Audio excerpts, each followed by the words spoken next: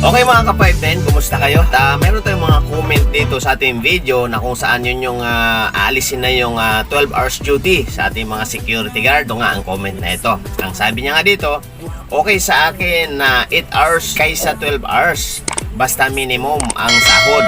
12 hours mahaba yan oras. Lalo na kung hindi papasok ang kapalitan mo. 36 hours ka, sakit sa mata, tapos hindi ka pa makabihis ng uniform, dumi na at baho mo pa. Kasi sa amin, hindi kami binabayaran sa OT namin. Lalo na sa holiday, walang bayad. So ayan po mga kaibigan, no, mga ka-59 mga kuya. At ayan po yung kanyang comment. At syempre, marami nga ganito mga ka-59, no, na kumbaga 12 hours siya, pero hindi bayad yung 4 na oras. Yan yung sinasabi natin mga nakaraang vlog natin na mayroong mga ganong security guard na duty ng 12 oras pero 8 oras lang, or minsan wala pa sa 8 oras yung binabayaran. Kasi minsan dyan yung iba 500 plus lang, 600 plus lang. Hindi talaga yung 695 na ating minimum wage na binibigay. Pero ang duty nila is 12 oras. Maraming ganitong situation na kung saan 12 oras pero wala sa 12 oras yung binabayaran. Kasi sabi ko nga nung mga nakaraan sinabi natin ay ang 12 oras is nagkahalaga ng 1,000 mahigit. Maabot pa yan ng 1-2. No? Minsan kasi mayroong night differential, no? Pag panggabi ka or pag Sabado ka naman or Linggo, mayroon siya mga additional on sa duty mo. Kaya minsan umabot ng 1-2 yan. So, katulad nito sa isang message natin ito or isang comment na ito, sila nga ay 12 oras pero walang bayad yung OT. So, sa madaling salita, mababa sila sa minimum. Marami tayong ganito mga security. So, ito yung mga pwedeng mapabor dito.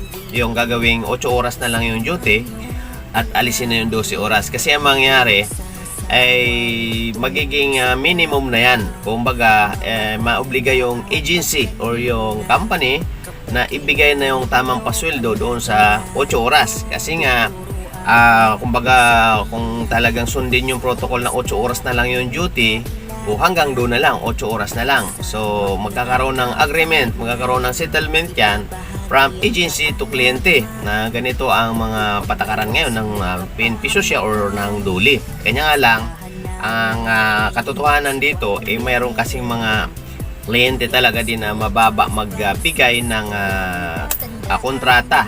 Kaya nangyayari, mababa rin ang bigay ng agency doon sa mga security. So, kaya yung ibang ating mga security, ito yun yung mga nangyayari na mayroong mga nasisiraan ng diplomasya or nasisiraan ng kumbaga tiwala sa trabaho. Kasi nga sa lumiit na yung sweldo at hindi tama yung benepisyo, so hindi na sila masaya sa kanilang trabaho. So ito dapat yung tutukan, yung mga ganitong kaso. Hindi yung tama yung mayroon tayong isang bablog na susunod, no, na kung saan sabi nga minsan pag nagkaroon ng problema yung isa, nadadamay na lahat, na hindi naman lahat ganun yung ating mga ka-59. Pero sa katotohanan, ang mga nagkakaroon ng problema ang ka-59 is may problema din sa duty.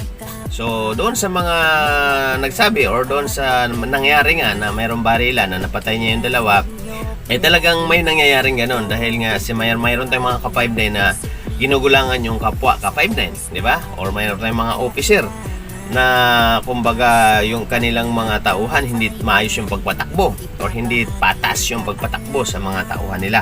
So mayroong mga ganun, sumasama ang loob nung kanilang mga tao. So kailangan kasi talaga win-win situation. So kaya dito sa comment natin na ito na kung saan 12 hours nga sila pero wala namang bayad yung kanilang overtime, is pabor na pabor ito na gawing 8 oras na lang.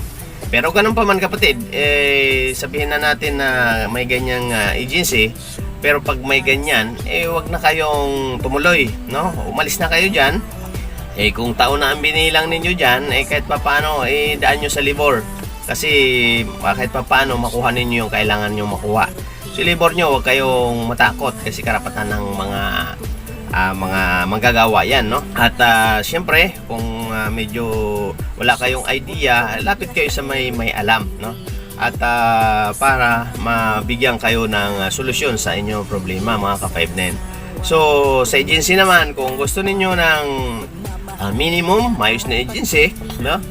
Message nyo lang ako, PM nyo lang ako at matutulungan ko kayong makapasok ng malalaking agency. Kanya nga lang, siyempre, normal, pag tayo ay pumasok ng malalaking agency, is dapat yung qualification is kompleto tayo, mayroon tayo. So qualification is hindi na yung experience, ha. Huwag nyo na isipin yung experience. Ang qualification is dapat train guard ka or training security guard ka. So ibig sabihin talagang mahalaga ang mag-training. Requirements yan kasi nga siyempre may interview yan.